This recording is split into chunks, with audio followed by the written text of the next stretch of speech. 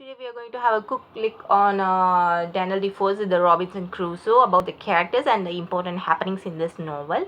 And in this novel, our protagonist is Robinson Crusoe. The story is narrated by he himself, and the entire story revolves around his journeys and his voyages. He is a person, he lived in Yorkshire and born and brought up in Hull in England. His father wanted to become him to turn him into a lawyer, but he was very much interested in sea voyages only. So he went on sea voyages. One time he struck in a sea voyage, and from there he escaped with slave boys to Brazil, where he befriended with a Portuguese captain. To him he sent Zuri, a slave boy, and a boat. There he bought a plantation, tobacco plantation, and he learns that also. From there he returned back to England, and again he went on a sea voyage, and he got struck in an unknown island.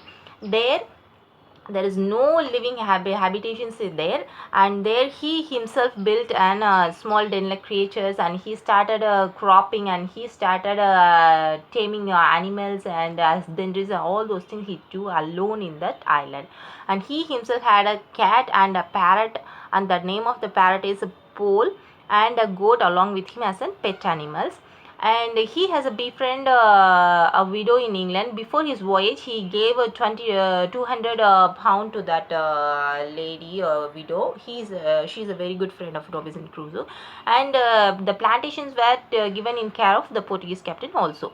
And Robinson Crusoe, in that island, he became like a king. He himself alone wandered there, here and there, and he built a small canoe to travel inside the island.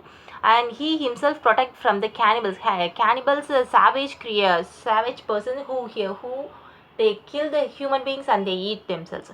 So from there also he himself protect. And one day he protect a man from them, and he that day was a Friday, so he named the man as Friday, and he keep him as a labor for him. And somehow he returned back to England, and all his savings, all his tobacco plantations were given back, because the Portuguese captain was a very genuine person, and he was happy with that, and he himself joined with his family. And he when he came back, there were no family members except his two sisters.